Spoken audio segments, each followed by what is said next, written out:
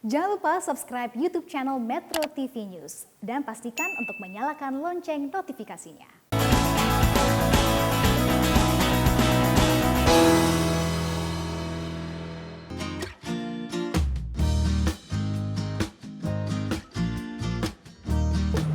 Nah, kawan Susi, kita kembali ke Susi cek ombak ke laut saja. Keberuntungan yang luar biasa di Jogja naik andong bersama Pak Haidar di kawan ini nih. Kita jalan-jalan sambil ngobrol ini Pak Haidar. Iya. Ya, Jogja andong luar biasa. Kembali ke masa-masa lalu saya sekolah di sini. Walaupun nggak selesai, Pak.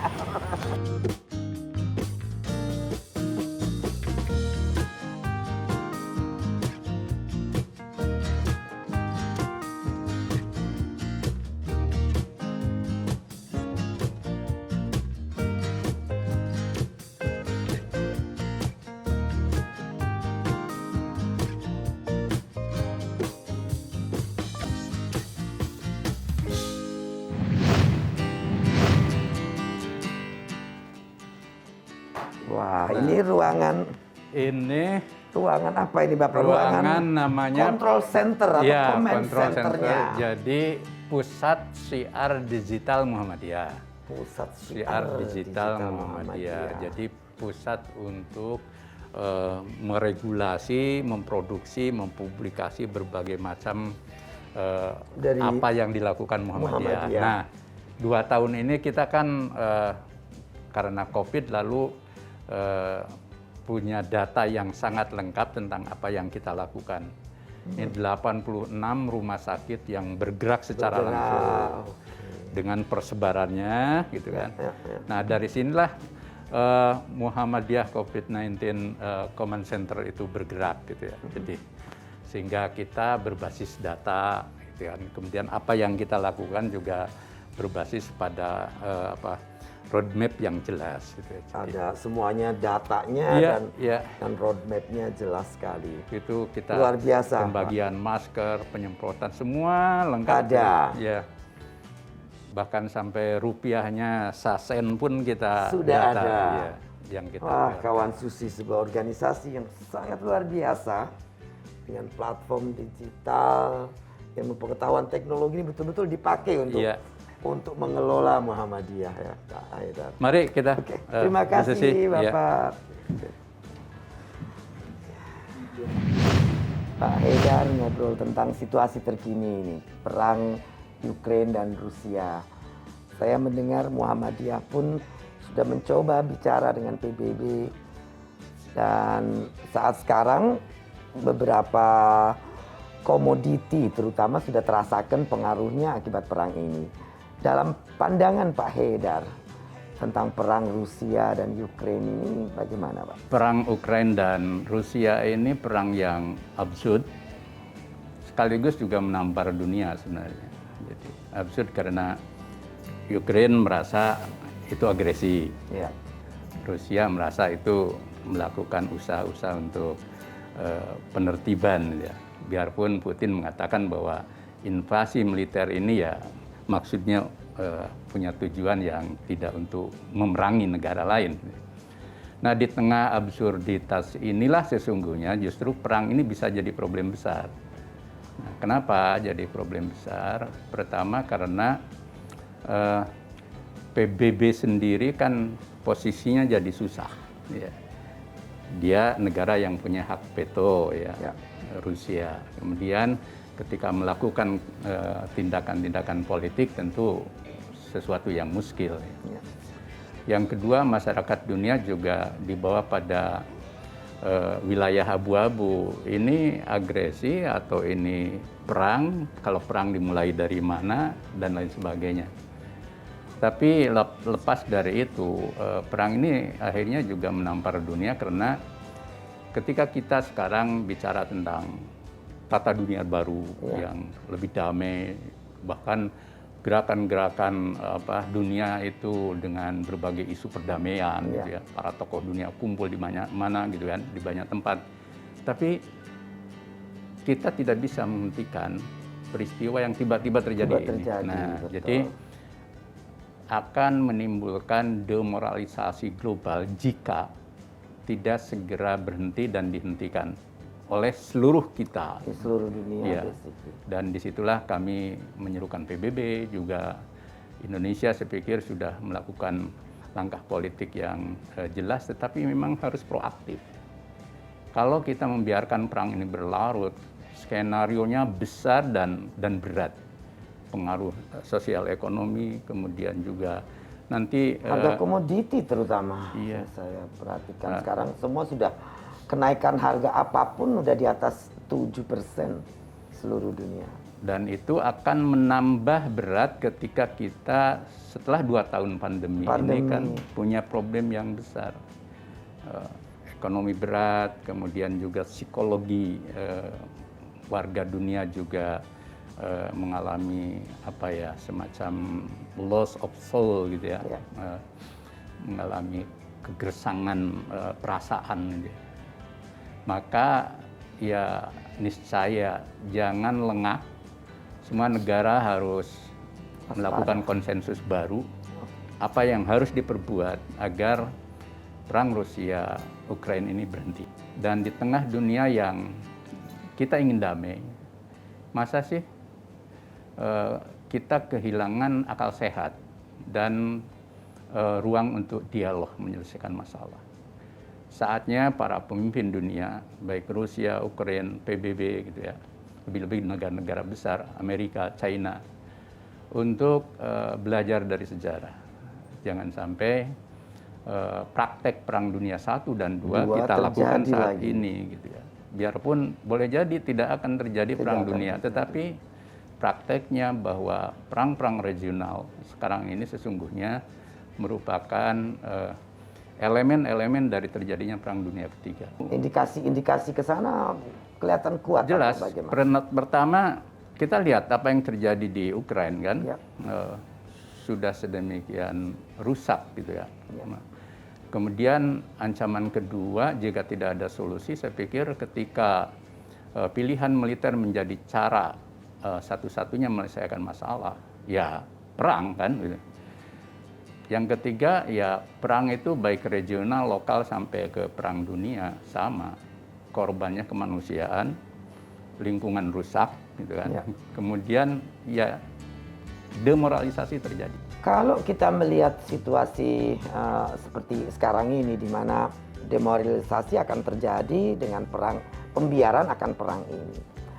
Namun yang saya lihat Pak Haidar dari beberapa resolusi PBB itu kelihatannya kan hanya encouragement saja, himbauan yang terjadi di PBB ini kan tanpa sanksi. Walaupun sekarang ada sanksi ekonomi, tapi kan perang dan sanksi ekonomi dua hal berbeda. Kalau sanksi ekonomi kerusakannya jangka panjang, tapi tidak terasakan. Tapi perang itu sendiri yang terjadi di Ukraina adalah hancurnya infrastruktur, lingkungan, dan livelihood daripada masyarakat Ukraina. Tapi di satu sisi, satupun negara anggota PBB ini kan tidak ada yang langsung jump, make something happen, stop the war. Tadi Bapak bilang harus di stop segera. Nah, ini kan seperti mata uang dengan dua sisi. Iya. Nah, mungkin Muhammadiyah bisa melakukan satu terobosan yang direct, sufficient gitu, Pak. Iya, baik. Saya lihat dua hal yang memang problematik ya, Bu Susi. Satu dalam konteks tidak ada sanksi dan tindakan politik itu kan karena kasus Rusia Ukraina itu melibatkan hak pemilik veto kan. Nah, ketika pelakunya negara-negara yang bisa dikontrol dan ditindak, itu biasanya PBB cepat kan. Tapi kalau ini persis seperti cerita tikus ingin memagari dirinya dari terkaman kucing kan. Ya, dibikin seminar lalu hasilnya keputusannya bagus. Ya. Tapi ketika ditanya siapa yang mau mengalungkan kerincing di leher kucing. Gak ada yang berani. Gak ada yang berani gitu kan. Itu problem pertama. Yang kedua, kita diingatkan oleh Carl Strenton ya, tentang dia ketika dia berbicara tentang The Inhabitable Earth gitu ya, yang karya David Willis gitu ya. Roy bilang problem dunia saat ini itu bukan hanya soal politik, ekonomi dan negara antar negara, tetapi juga problem global yang menyangkut ekosistem, menyangkut tatanan semesta itu ya, di mana manusia sekarang sudah tidak manusiawi lagi karena dia banyak tercerabut oleh banyak kepentingan. Alam itu tidak natural lagi karena sudah dirusak, dirubah. Nah, manusia makin kehilangan kemampuan dan kesadaran filosofisnya ketika dia merusak negara lain, ketika dia menginvasi negara lain, ketika dia merusak laut, ketika merusak alam itu sudah tidak nyambung lagi gitu ya, perasaannya, alam pikirannya dan kesadaran lingkungannya. Jadi sudah mati rasa gitu ya. Nah, problem besar ini yang Muhammadiyah sebenarnya bisa masuk. Kalau problem pertama kan antar negara. Betul, gitu. betul. Nah, problem yang kedua ini kita harus mulai menggelorakan tentang dunia milik bersama yang tidak boleh kita hancurkan, bukan hanya sesama manusia tidak boleh saling menghancurkan, tapi juga alam dan seluruh isinya tidak boleh kita rusak. Ya.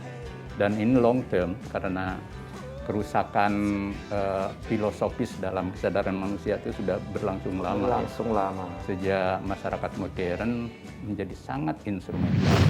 Niat baik itu harus dengan cara yang benar dan baik. Bahkan ada orang yang ingin mencegah kemunkaran, itu juga harus dengan cara yang benar dan baik. Tidak boleh dengan cara yang munkar.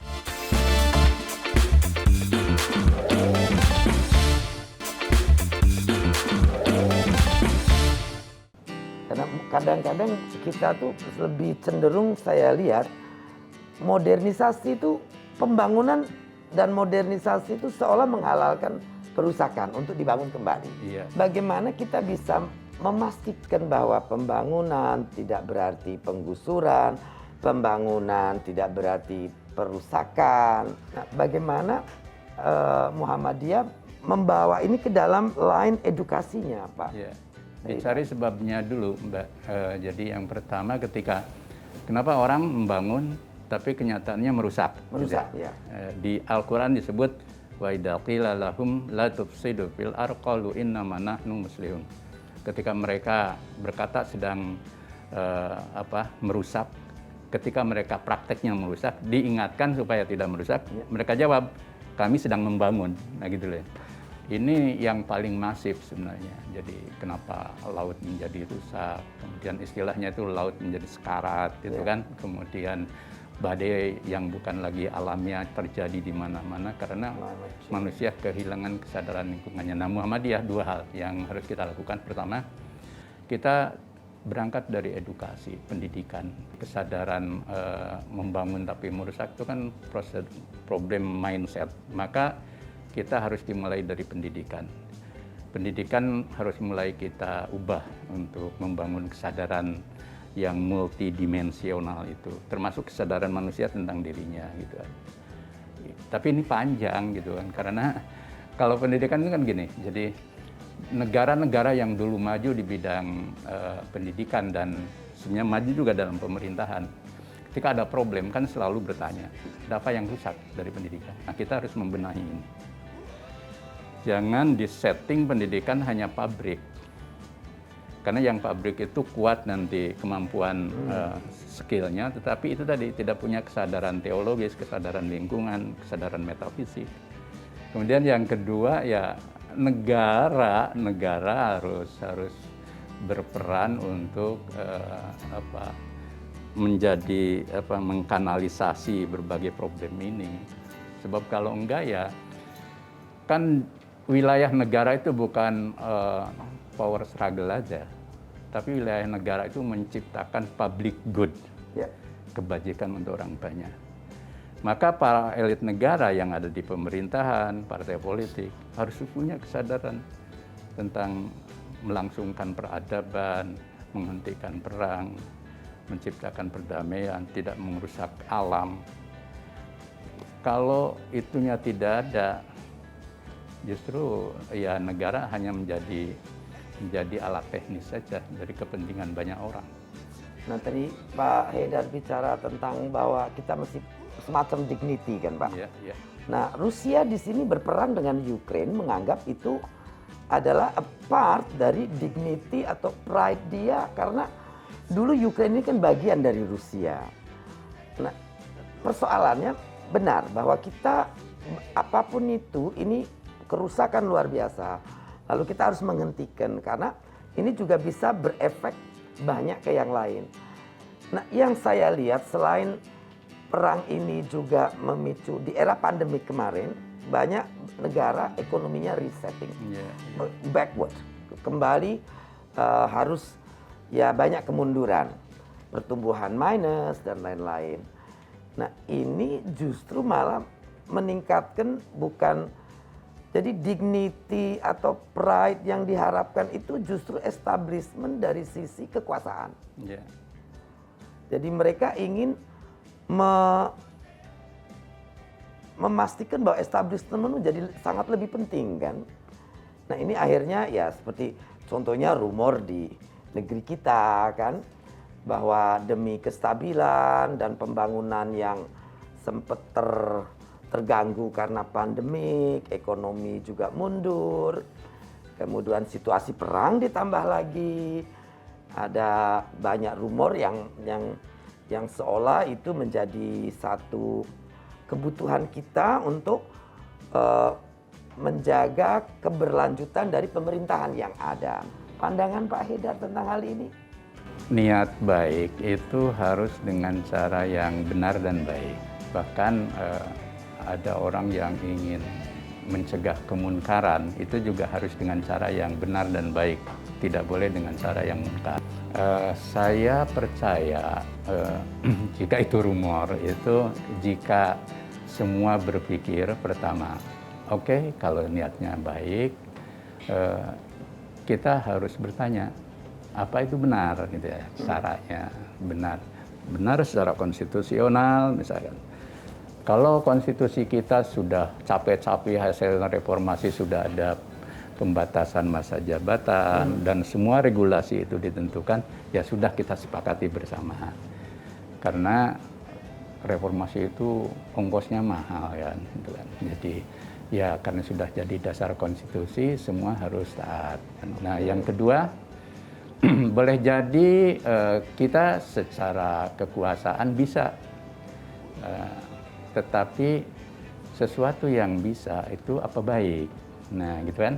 Sesuatu yang bisa apa baik. Iya. Okay.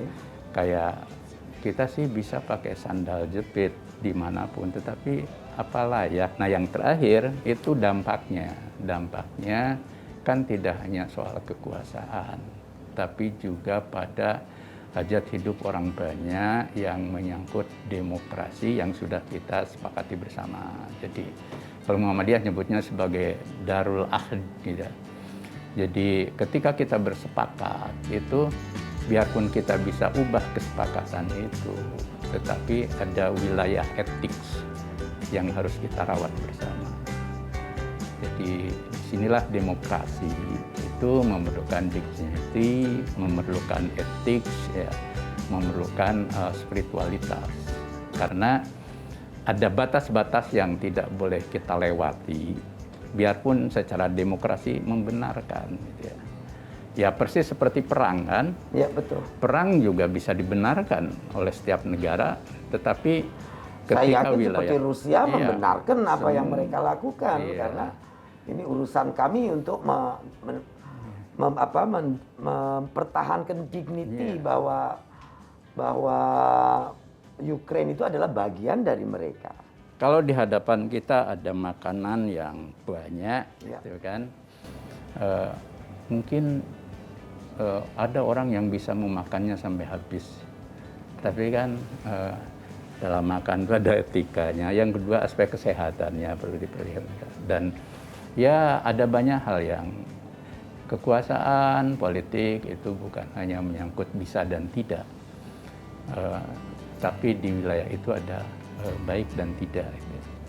Juga menyangkut bukan hanya bahwa konstitusi bisa diubah dan tidak, tetapi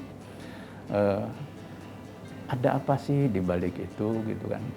Kita bisa menjadi gampang mengubah-ubah konstitusi, gitu ya.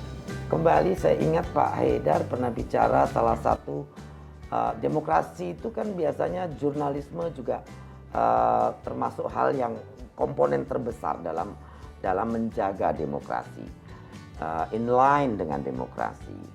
Pak Haidar pernah bicara bahwa netizen Indonesia ini salah satu yang paling kejam, paling jahat dalam ucapannya, dalam literasinya di dalam dunia maya.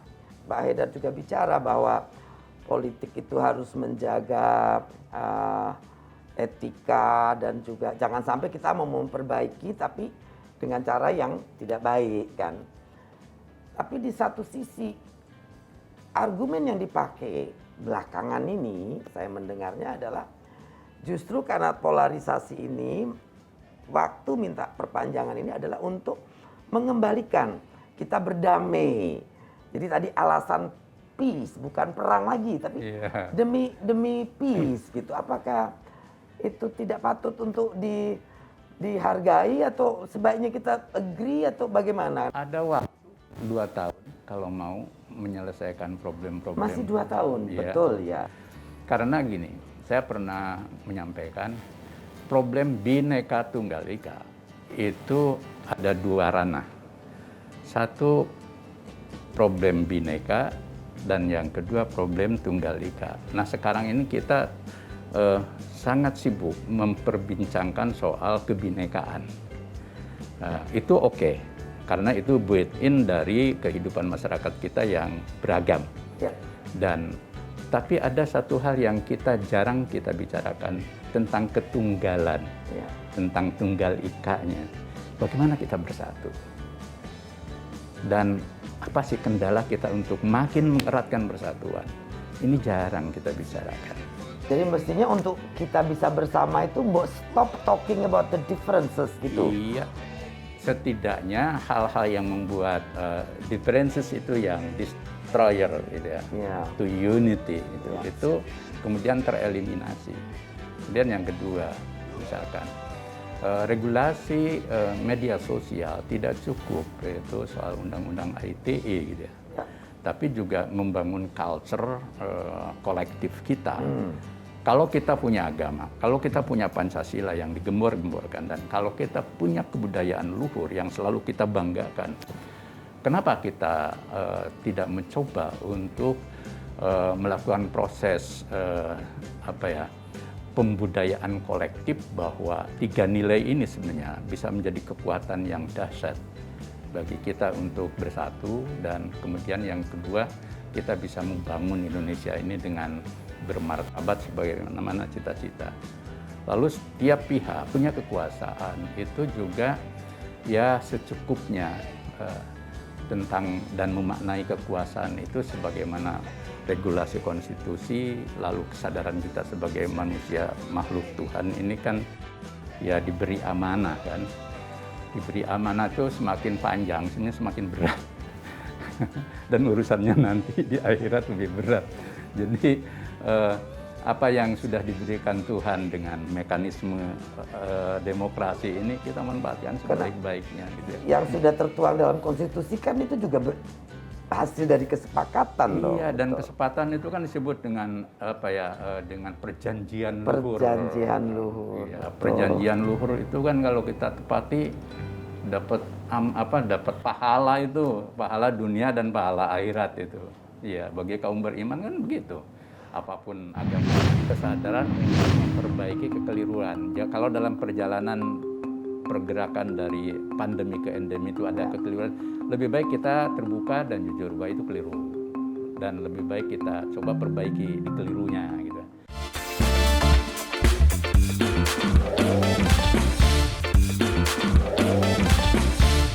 Pak Haidar, bicara tentang tadi edukasi yang mencoba Muhammadiyah lakukan dalam lingkungan organisasi Muhammadiyah itu sendiri. tentu juga berkiprah untuk masyarakat yang lebih luas. Ilmu pengetahuan dan teknologi ini kan sangat menjadi perhatian Pak Haidar di Muhammadiyah ini. Muhammadiyah ini kan bergerak sistem. Ya. Kita mulai dari perguruan tinggi yang punya 166. Ya. Satu diantaranya bahkan sudah dapat izin dari pemerintah untuk Universitas Cyber Muhammadiyah. Kita ingin menghadapi era revolusi 4.0 itu dengan dua kesadaran. Bersama kesadaran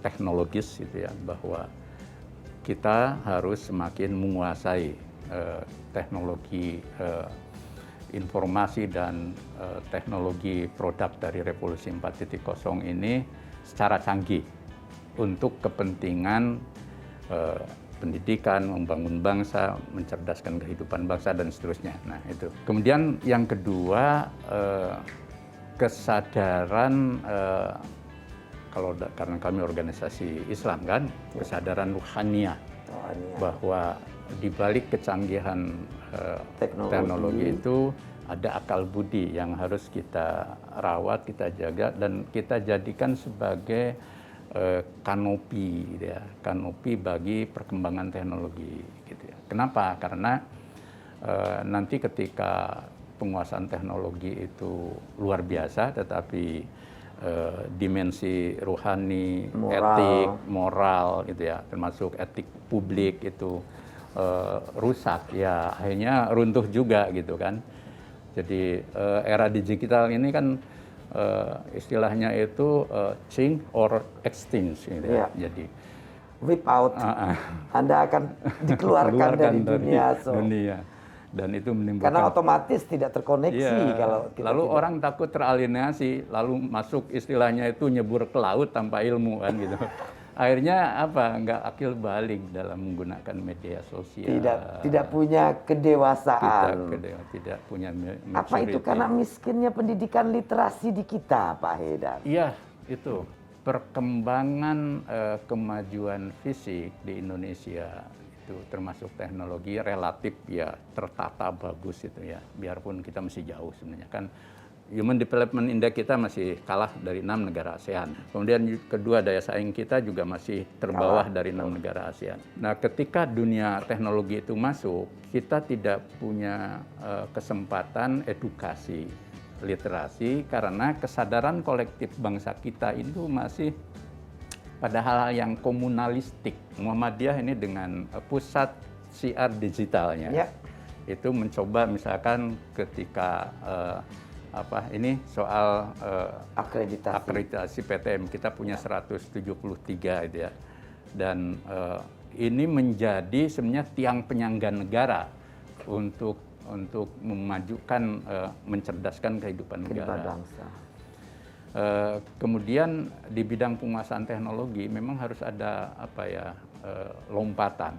Kalau tidak ada lompatan, ya kita tidak bisa cepat meraihnya gitu. Maka ketika kita sekarang masuk ke era disrupsi dalam konteks inovasi dan kesadaran adanya problem yang diakibatkan oleh disrupsi itu, maka negara dan kekuatan-kekuatan penyelenggaraan pendidikan seperti Muhammadiyah ini harus semakin berkolaborasi, ya, berkolaborasi untuk pertama meningkatkan daya saing, Human Development Index kita baik, dan jangan melompat.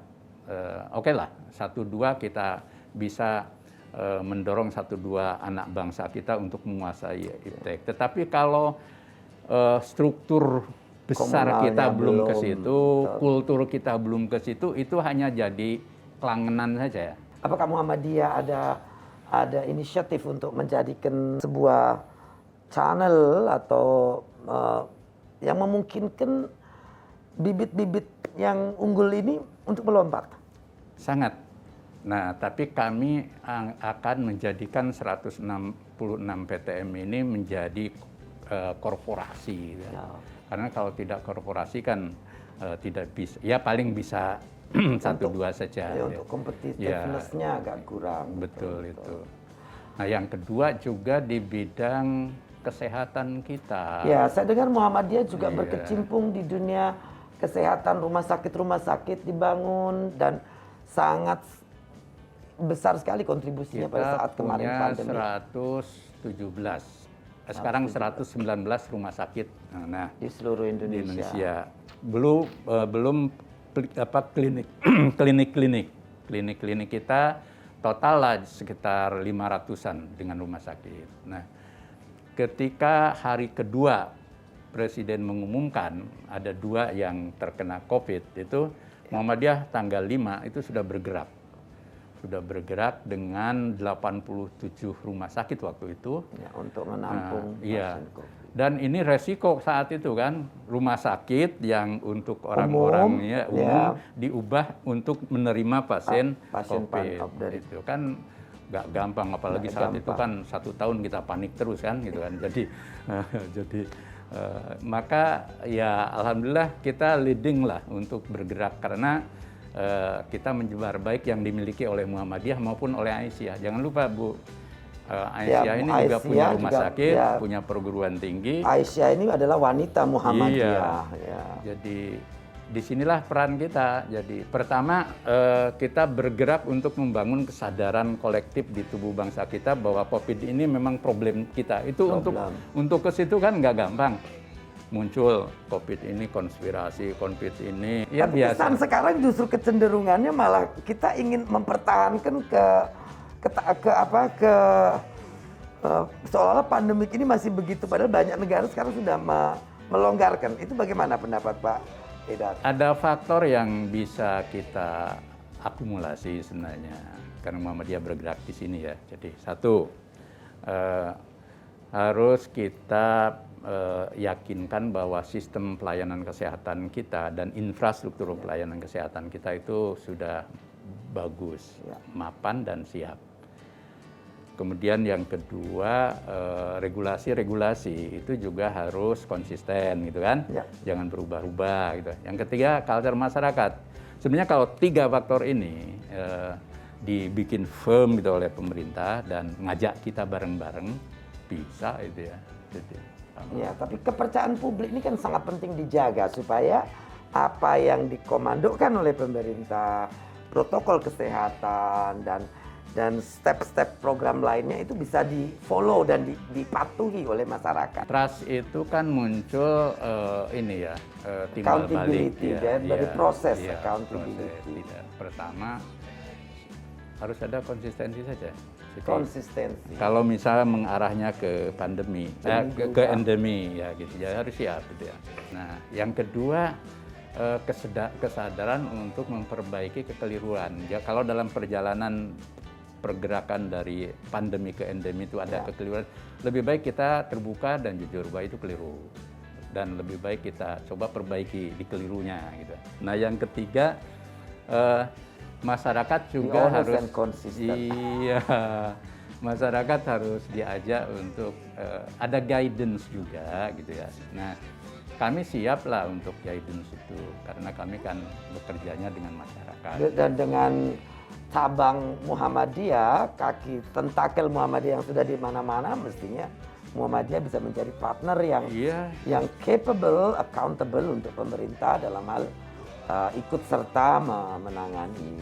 Insya Allah kita siap, gitu. Karena pertama kita sudah membuktikan kita bergerak, kan. Kedua infrastrukturnya kita miliki, yang ketiga insya Allah trust di masyarakat itu ya masih terbuka karena kami ini kan ya temannya masyarakat, kemudian saudaranya masyarakat. Saya jadi wartawan Muhammadiyah tuh, majalah tertua di Indonesia. Ya, kita belajar dari tokoh-tokoh yang ada di Yogyakarta bagaimana jadi wartawan. Ya nekat aja modalnya gitu kan.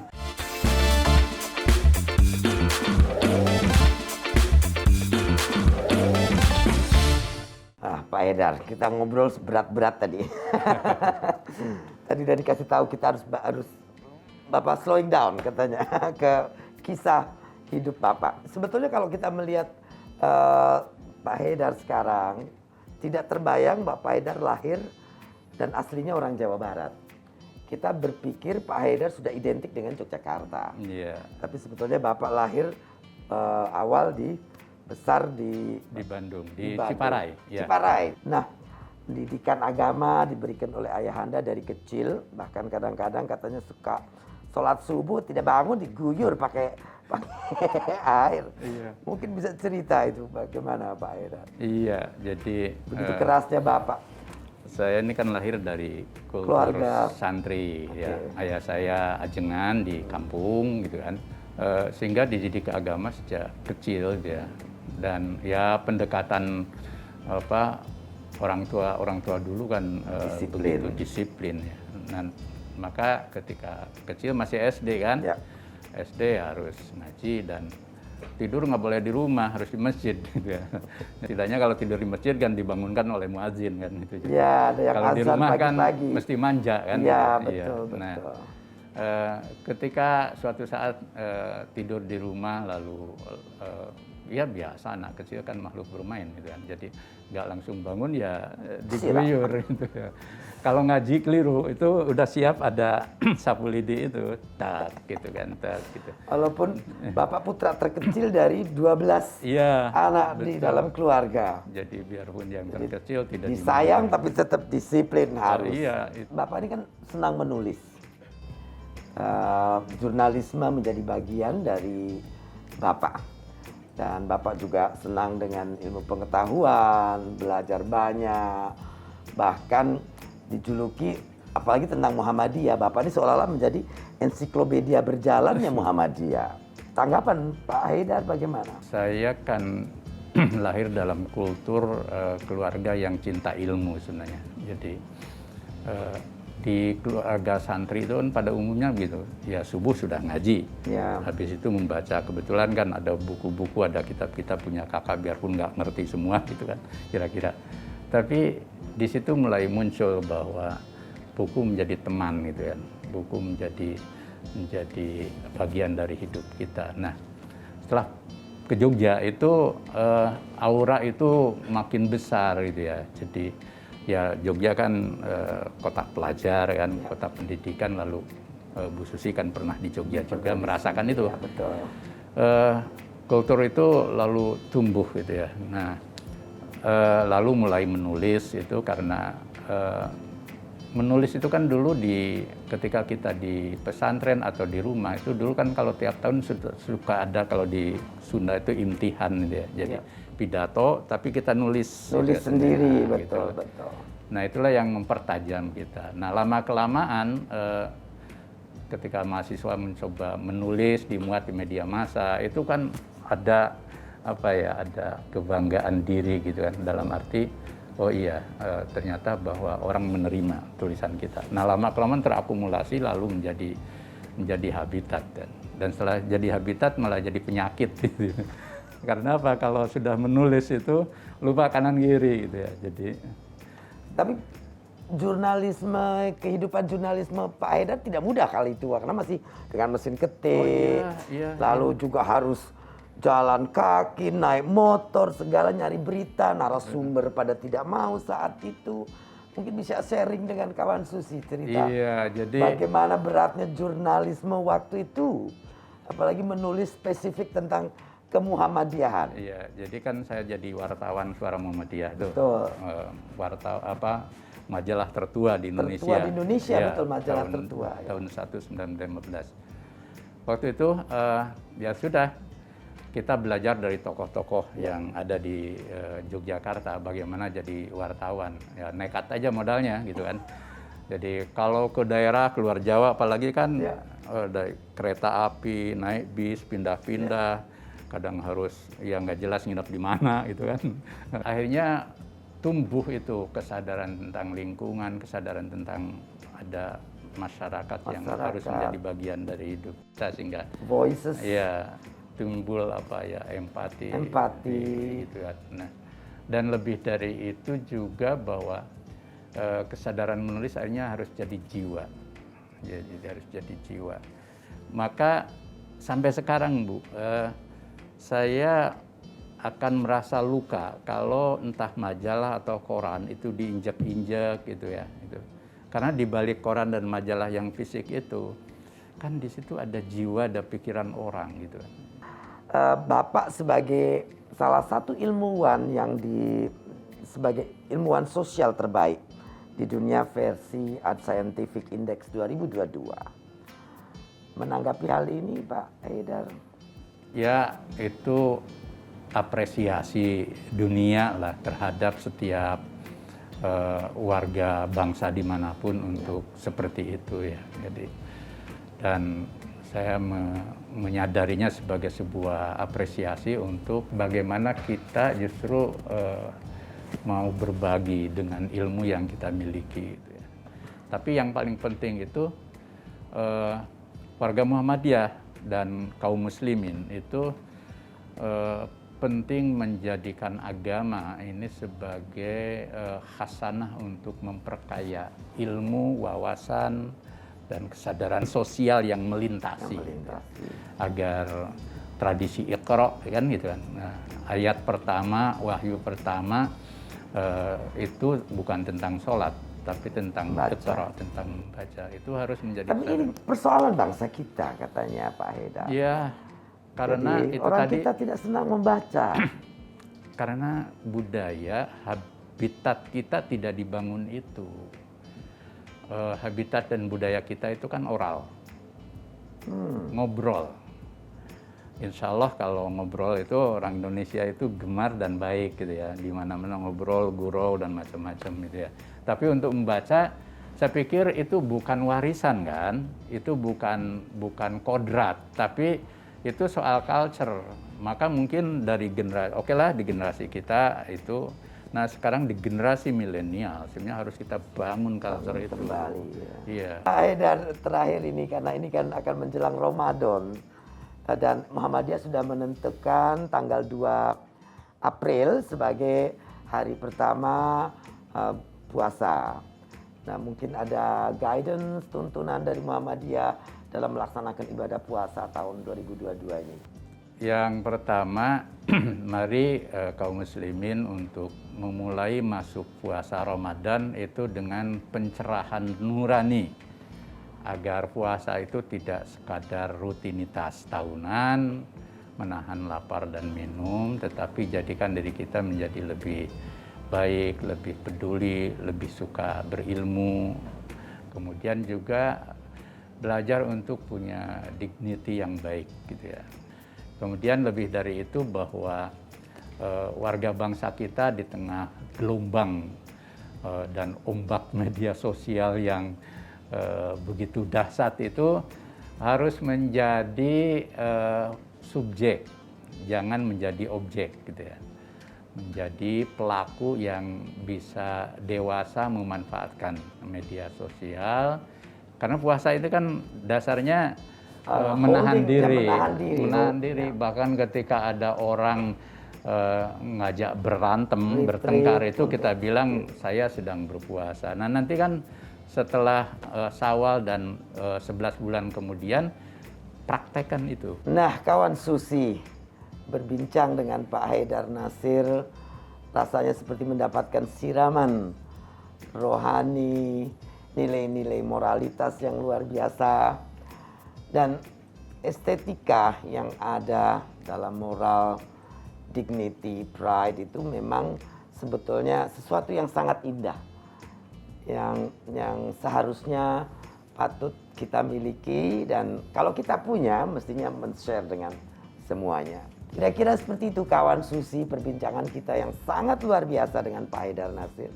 Terima kasih banyak Pak Haidar. Sama-sama Bu Susi dan semuanya. Mudah-mudahan kita dirahmati Tuhan. Amin ya robbal alamin. Jangan lupa untuk menyaksikan Susi Cek Ombak setiap hari Sabtu jam 8 malam di Metro TV. Susi Cek Ombak, ke laut saja. Metro TV